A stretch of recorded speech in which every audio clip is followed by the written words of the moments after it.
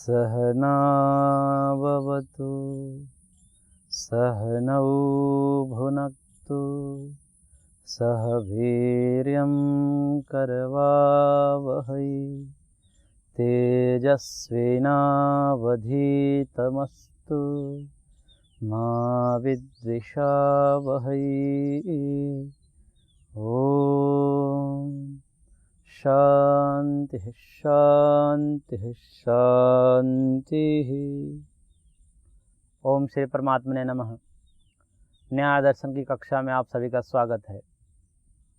हम न्याय दर्शन के प्रथम अध्याय के दूसरे आह्निक का स्वाध्याय कर रहे थे, जिसके अंतर्गत पदार्थ की दृष्टि से 14वां पदार्थ छल नामक पदार्थ की चर्चा आज चलेगी। प्रकरण संख्या के दृष्टि से देखा जाए तो इस आह्निक का यह तीसरा प्रकरण है, और शास्त्र की दृष्टि से देखा जाए तो 10वां प्रकरण है। छल प्रकरण के नाम से इसे जाना जाता है। छल के विषय में सीधा सूत्र पर हम जाते हैं। महर्षि सूत्रकार छल के विषय में कह रहे हैं, वचन विघातो अर्थ विकल्पोपपत्त्या छलम। अर्थात अर्थ की विकल्प होने से किसी शब्द के कई अर्थ होते हैं, और उस शब्द के कई अर्थ होने के कारण कभी कभी क्या होता है कि वक्ता जिस शब्द से जिस अर्थ को कहना चाह रहा है उस अर्थ को न लेकर के किसी अन्य अर्थ को ले लिया जाता है। और वह क्यों लिया जाता है? उसके वचन को काटने के लिए, उसको खंडित करने के लिए, और यह दिखलाने के लिए कि यह व्यक्ति झूठा है। उसको असत्य साबित करने के लिए जानबूझकर एक किया गया यह प्रयास है, और इसे महर्षि ने छल कहा है। और यह छल 3 प्रकार का होता है। तत् त्रिविधम वाक् छलम, सामान्य छलम, उपचार छलम च। महर्षि ने छल के 3 नाम गिनाए, वाक् छल, सामान्य छल तथा उपचार छल। आगे बता रहे हैं कि वाक् छल क्या है, सामान्य छल क्या है, उपचार छल क्या है। वाक् छल के विषय में कह रहे हैं, अविशेषा अभिहिते अर्थे वक्तुः अभिप्रायात् अर्थांतर कल्पना वाक् छलम। अर्थात सामान्य कहे हुए किसी अर्थ में वक्ता के अभिप्राय के विपरीत अर्थ की कल्पना करना, यह वाक् छल कहलाता है। जानबूझकर यह किया गया प्रयास है। ऐसा नहीं होता है कि वह अनजाने में ऐसा कर देता है। यह जानबूझकर इसलिए किया जाता है कि सामने वाले व्यक्ति को असत्य साबित करें और भरी सभा में उसको एक प्रकार के उस पर दोष का आरोपण किया जाए कि यह व्यक्ति देखिए ऐसा बोल रहा है, इसको तो कुछ मालूम ही नहीं है। परंतु प्रसंगानुसार वह सही बोल रहा होता है और वो समझने वाला भी सही समझ रहा होता है। जानबूझकर करता है। क्यों? क्योंकि आगे जो शास्त्रार्थ की प्रक्रिया है वह वादी द्वारा किए हुए जो आक्षेप है या उसके द्वारा अपने मत की जो स्थापना के लिए जो दिया गया हेतु है, उस हेतु को खंडन करने में वो असमर्थ है, और अपने मत को सिद्ध करने में भी असमर्थ दिख रहा है।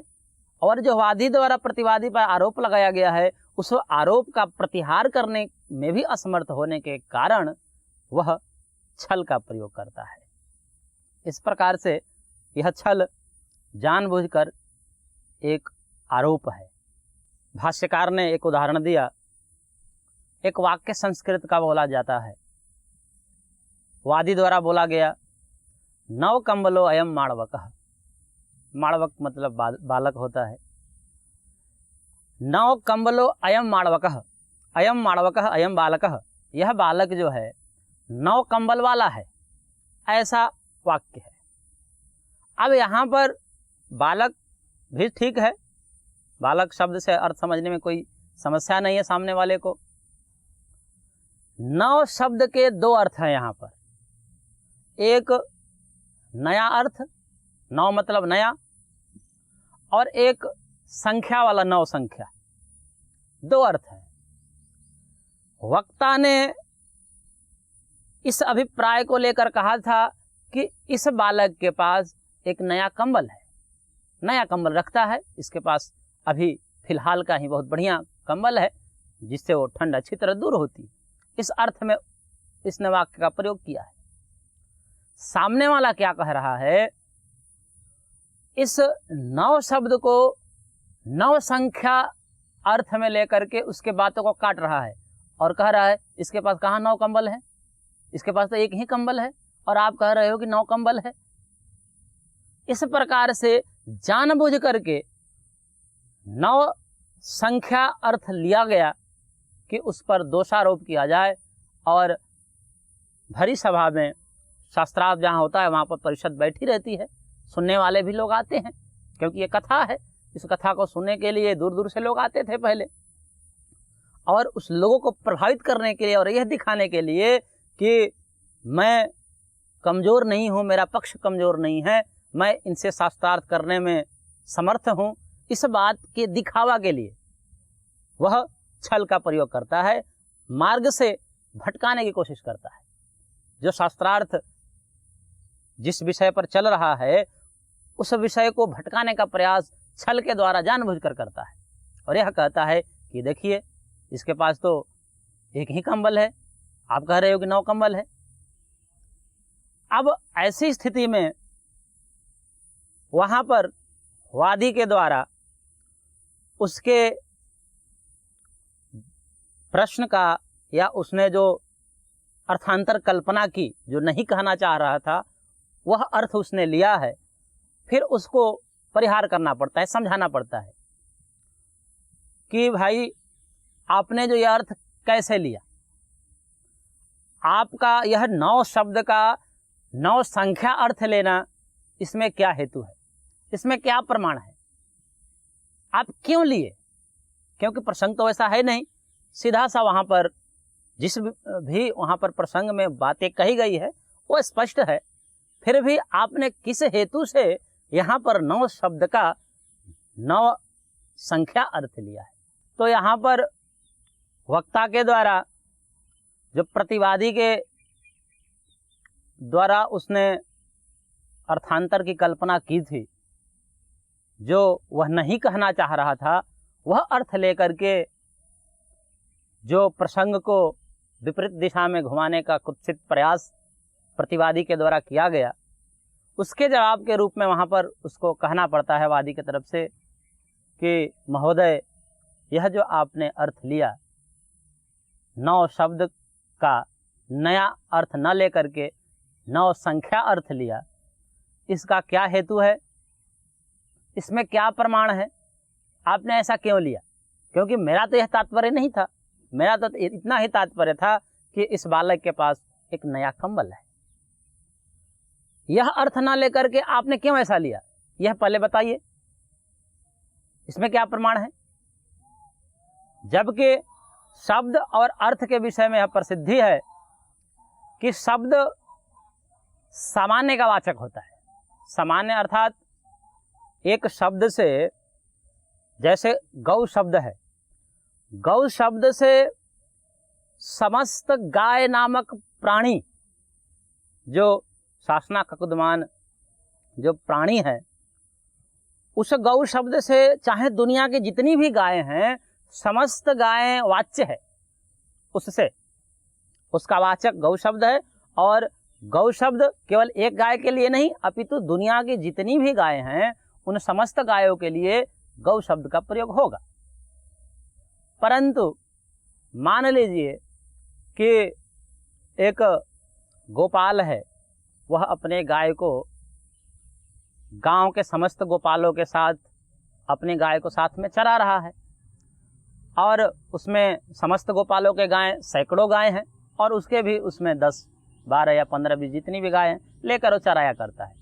तभी अचानक उसके परिजन आए, घर वाले आए और यह कहें कि अपने गाय को तुम घर ले चलो, इतना वाक्य कहे कि गाय को तुम घर ले चलो। अब गाय का मतलब यहाँ पर सामान्य अर्थ लिया जाए तो गाय मतलब समस्त गाय, और घर मतलब भी दुनिया के समस्त घर आ जाएंगे। तो यहाँ पर अर्थ क्या लिया जाएगा? उन समस्त गायों को दुनिया के समस्त घर में ले जाओ, ऐसा तो नहीं होगा। वो जो शब्द है सामान्य का वाचक होने पर भी प्रसंगानुसार विशेष का ही ग्रहण होता है। वहां पर प्रसंग में यही लिया जाएगा कि तुम अपनी वाली गाय जितनी हैं उनको अपने घर ले जाओ। घर का मतलब ये नहीं, घर का मतलब तो सारा घर है वहां पर, लेकिन सारे घर में थोड़ी ले जाना है। वह सामने वाला समझता भी है, ऐसा भी नहीं है कि वो नहीं समझता, समझता है, लेकिन जानबूझकर यह एक प्रकार का कुत्सित प्रयास किया जाता है।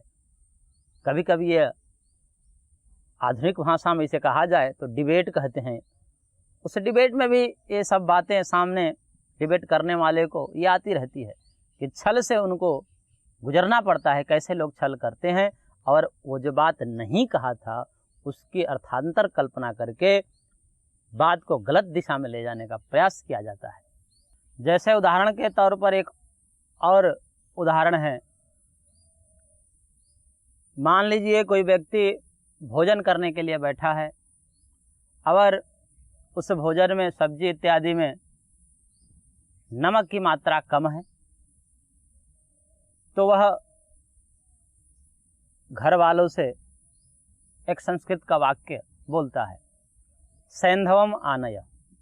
सैंधव मतलब नमक।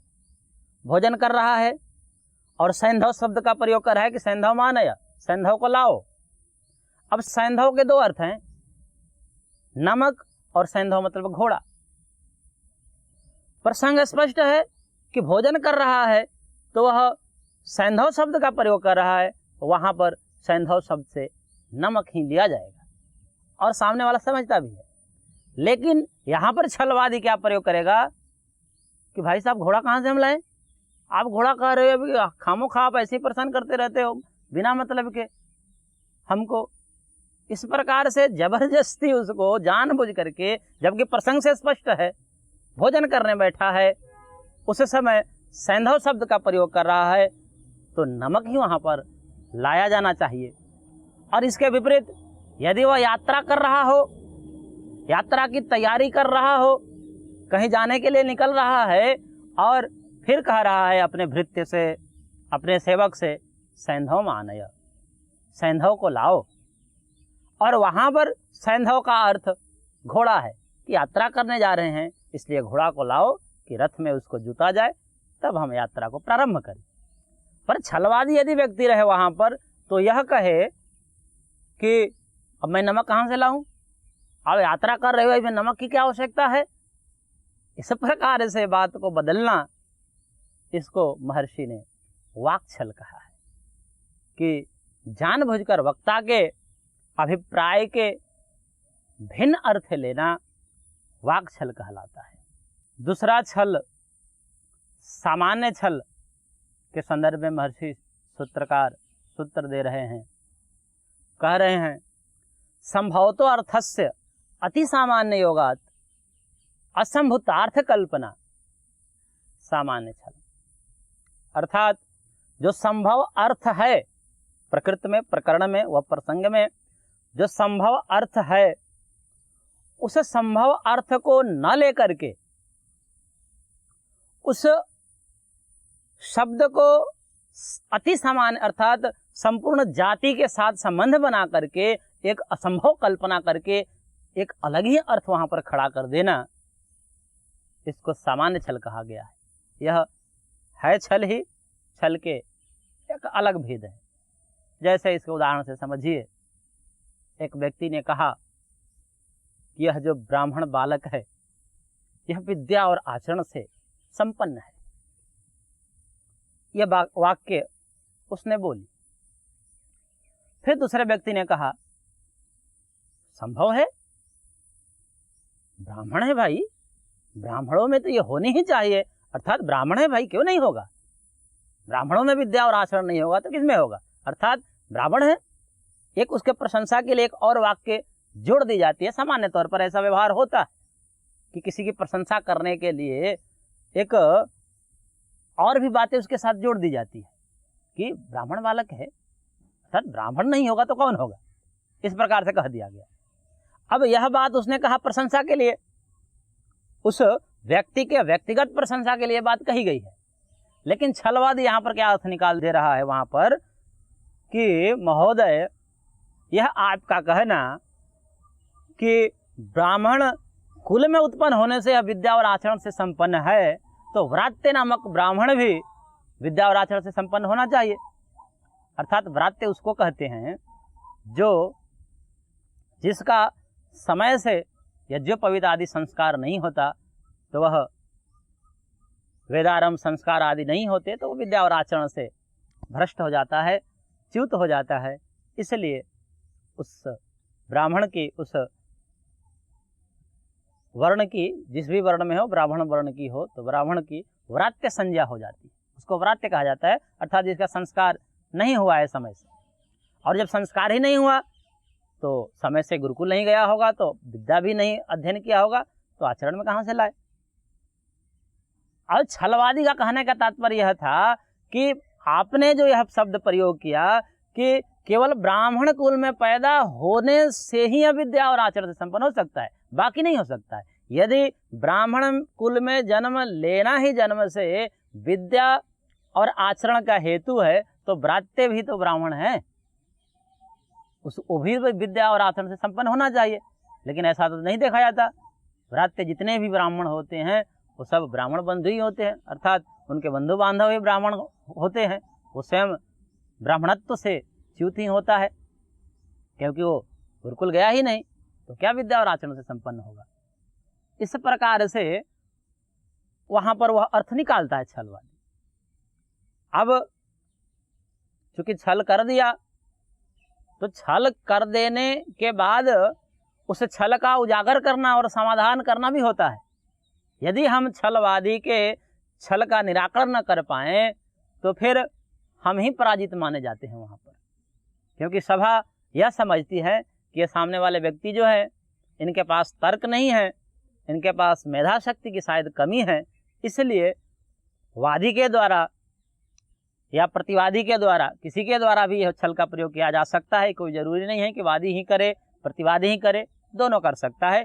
जो भी करे, उनके जो प्रतिरोधी हैं उनका यह कर्तव्य है कि वह जो छल के प्रयोग किए हैं उनके छल का निराकरण करे, उनका जवाब दे। अब इस छलवादी के छल का जवाब देने के लिए भाष्यकार ने भाष्य में जवाब दिया कि उस व्यक्ति से यह कहना चाहिए कि महोदय, यह जो हमने वाक्य कहा कि ब्राह्मण है भाई साहब, इसलिए ब्राह्मण तो विद्या और आचरण से संपन्न होता ही है। यहाँ पर जो हमने वाक्य प्रयोग किया, विद्या और आचरण से संपन्न होने में मैंने ब्राह्मण कुल में जन्म हेतु नहीं बनाया, कारण नहीं बनाया। मैंने तो एक सामान्य सी बातें कही है, और जैसे सामान्य बातें कही जाती है उसकी प्रशंसा के लिए, उसकी व्यक्तिगत प्रशंसा के लिए हमने ये बात कही है। जैसे किसी कोई क्षेत्र हो, बड़ा सा खेत हो, और वहाँ पर उस खेत की प्रशंसा के लिए बात कही जाती है कि इस खेत में जो है धान बहुत अच्छे होते हैं। तो धान वहाँ पर बहुत अच्छे होते हैं, इसका मतलब वहाँ पर यह थोड़ा ही कहा जा रहा है कि बिना बीज बोए ही धान हो जाते हैं, बिना नर्सरी लगाए और बिना रोपाई के ही वहाँ पर धान पैदा हो जाएंगे। इसका निषेध थोड़े किया जाता है, और यह कहना वहाँ पर कोई आवश्यक भी नहीं होता है, क्योंकि वहाँ पर मात्र उस खेत की प्रशंसा के लिए ये बात बोली जाती है कि यह जो इलाका है वो धान के लिए बहुत प्रसिद्ध है, यहाँ पर धान बहुत अच्छे होते हैं। मान लो वह खेत किसी को बेचना हो, या उसको बेचने में, उसको खरीदने में किसी को प्रवृत्त कराना हो, तो उसकी प्रशंसा के लिए बात कही जाती है। इसका मतलब ये थोड़े हुआ कि वहाँ पर यह समझ लिया जाए कि बिना बीज बोए ही धान हो जाएगा, ऐसा तो नहीं समझा जाता, और यह कहना कोई वहाँ पर आवश्यक भी नहीं होता। इसलिए उस खेत की प्रशंसा के लिए यह बात कही जाती है। ऐसे ही हमने वो वाक्य कहा है, और उसका ये मतलब नहीं निकालना चाहिए कदापि कि विद्या और आचरण से संपन्न होने में ब्राह्मण कुल में जन्म लेना ही कारण है। मैंने व्यक्तिगत प्रशंसा के लिए उसके ब्राह्मण कुल का संबंध जोड़ दिया। प्रायः किया जाता है कि कोई व्यक्ति अत्यंत मान लीजिए विद्वान है और उस विद्वान व्यक्ति के जो पुत्र है वह भी विद्वान हो गया और उसकी भी प्रसिद्धि वैसे ही होने लगी, तो बात करने वाले यह कहते हैं कि यह तो बड़ा विद्वान है। तो उसकी प्रशंसा में कोई दूसरा कह देता है तो बेटा किसका है, बेटा किसका है, भाई बाप भी तो उसका ऐसा था। अब यहाँ पर यह कहना कि विद्वान होने में बाप ही कारण है, क्योंकि शायद उसके और पुत्र उतने विद्वान ना हो, तो यहाँ पर केवल उसका पुत्र होना विद्वता का कारण नहीं है, उसके व्यक्तिगत प्रशंसा के लिए बात कह दी जाती है। इसलिए यहाँ भी ऐसा समझना चाहिए। आगे तीसरा छल के विषय में महर्षि सूत्रकार सूत्र दे रहे हैं। धर्म विकल्प निर्देशे अर्थ सद्भाव प्रतिषेध उपचार छल, अर्थात वाक्य के बोध के लिए कई प्रकार से वाक्य का तात्पर्य निकलता है, कभी अभिधा से, कभी लक्षणा से, कभी व्यंजना से। अभिधा क्या है, लक्षणा क्या है, व्यंजना क्या है, ये भी थोड़ा समझ लेते हैं। जिस शब्द से जो अर्थवाच्य है, अर्थात व्यवहार में जिस अर्थ को कहने के लिए जिस शब्द को बनाया गया है, जैसे गौ अर्थ को कहने के लिए जो सासना और ककुदमान प्राणी है, जो दूध देने वाली है, जो गोरस देने वाली है, उसको कहने के लिए गौ शब्द बनाया गया है। और उसको कहने के लिए गौ शब्द का यदि प्रयोग हो रहा है तो यह कहा जाता है कि अभिधा के द्वारा यह तात्पर्य निकल रहा है सीधा सीधा, अर्थात शब्द और अर्थ का जो संबंध बनाया गया है कि यह शब्द इस अर्थ के कहने के लिए बनाया जाता है या इस अर्थ को कहने के लिए यह शब्द प्रयोग होता है, और उसी के द्वारा यदि व्यवहार किया जाता है तो उसको कहते हैं अभिधा के द्वारा यहाँ पर इस वाक्य का अर्थ निकाला जा रहा है, जो सामान्य तौर पर बातें की जाती है। कभी कभी क्या होता है कि अभिधा से न लेकर के लक्षणा से बातें की जाती है। जैसे प्रसिद्ध वाक्य है गंगायाम घोष, घोष उसको कहते हैं जो गायों को रखने के लिए गोपाल बनाते हैं, जहाँ गाय रहती है उसको घोष कहा जाता है। और उस गोपाल से पूछा जाए कि आपका घोष कहाँ है, तो कहता है गंगायाम घोष है, मेरा घोष तो गंगा में है। गंगायाम का मतलब गंगा में, और गंगा में कैसे होगा भाई, गंगा का अर्थ क्या, गंगा का मतलब क्या है, गंगा का मतलब है जल प्रवाह, जो जल प्रवाह, जो जल प्रवाहमान हो रहा है उसको गंगा कहते हैं।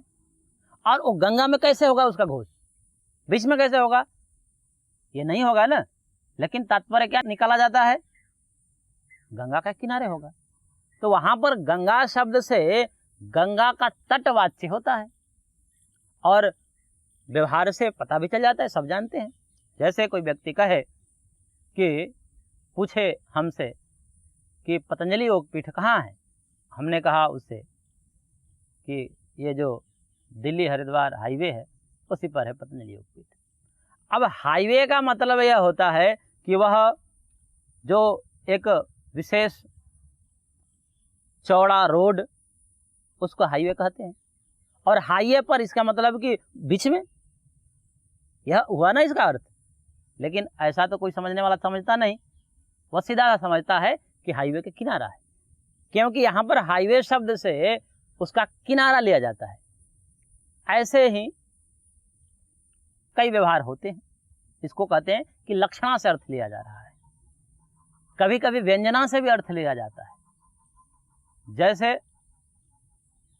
कभी किसी को ले गए कहीं और उसका बड़ा नुकसान हो गया, नुकसान होने के कारण वह दुखित हो गया, और बाद में जब वो व्यक्ति मिला जिसके द्वारा उसको नुकसान पहुंचाया गया था, तो वह कहता है उससे, व्यंग्य में बोलता है कि उस दिन तो आपने बड़ी हमको, आपने जो है ना बड़ा लाभ दिया था, ऐसा शब्द का प्रयोग करता है, उसको कहते हैं व्यंग्य। वहां पर लाभ शब्द से हानि अर्थ लिया जाता है, उल्टा अर्थ हो जाता है, क्योंकि वह व्यंग्य में कहा गया था, इसलिए लाभ शब्द का अर्थ हानि हो जाता है। तो इस प्रकार से वाक्यों का बोध व्यवहार में होता है, और इसी से संबंधित यह सूत्र है। इस सूत्र की चर्चा हम आगे करेंगे, और यह बहुत महत्वपूर्ण प्रसंग है, इसको समझना बड़ा रुचिकर भी है, और इसको हम आगे लगातार अगली कक्षा में पढ़ते रहेंगे। आज इस कक्षा को यहीं पर विराम देते हैं, शेष अगले अंक में। ओम शांति शांति शांति।